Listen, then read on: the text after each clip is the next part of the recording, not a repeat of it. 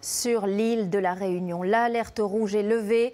Les habitants peuvent à nouveau sortir de chez eux et pour la première fois, ils constatent les dégâts causés par le cyclone Bellal. Arbres et pylônes arrachés, glissements de terrain, routes coupées. Un foyer sur 3 n'a plus d'électricité. On fait le point avec Florian Litzler et sur place, Agathe Bilstein.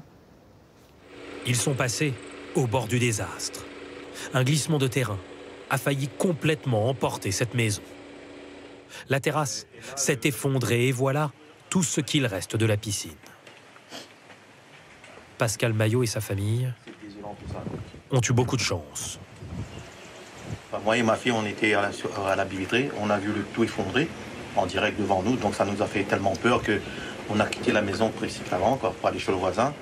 La famille est saine et sauve. Ils essayent de garder le moral malgré le premier rapport des experts venus constater les dégâts. La première expertise, la maison ne sera plus habitable. Donc voilà où on en est aujourd'hui et voilà, c'est regrettable et c'est toute une vie qui s'en va, quoi. Un pan de vie.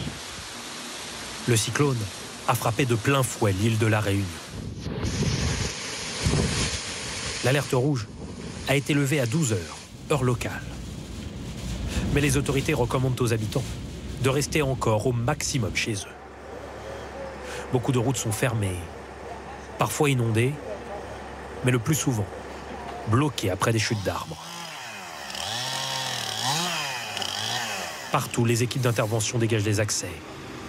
Ici, ce tronc gigantesque s'est couché dans l'allée d'une maison. L'essentiel, c'est que l'arbre n'est pas tombé. Le pied de Benjoin, il n'est pas tombé chez moi. Il est tombé sur la route, voilà, sur le chemin. Et parce que sinon, on était tous morts à l'intérieur. Il faudra plusieurs jours pour dégager tous les accès. Les autorités ont fait appel à des sociétés privées de jardinage, de travaux, pour qu'elles viennent aider à rouvrir les routes.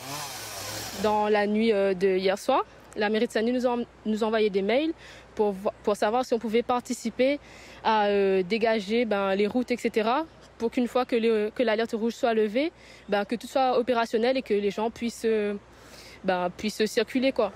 Notamment pour que les enfants puissent retourner à l'école, qui reprendra sur l'île la semaine prochaine. Dans les montagnes, plusieurs villages sont encore inaccessibles. Sur la côte, ce restaurateur est soulagé. Il constate peu de dégâts dans son restaurant. Il avait pris ses précautions. On avait chargé tout notre mobilier dans notre camion traiteur, qu'on avait garé pas trop loin. Et donc là, tout le monde est là pour remettre les meubles en place. Vu qu'on avait tout vidé, on est en bord de mer, donc on prend zéro risque, on vide tout à chaque fois. Il espère rouvrir dès que possible, mais pour l'instant, il n'a toujours pas retrouvé l'électricité, comme presque un foyer sur 2 à La Réunion. Et pour aider tous les sinistrés, des secours sont envoyés sur l'île. Dans la nuit, un avion est parti d'Istres, à bord des sapeurs-pompiers, des gendarmes et des agents d'Enedis. 2 autres ont décollé d'Orléans et de Mayotte avec aussi du matériel d'urgence.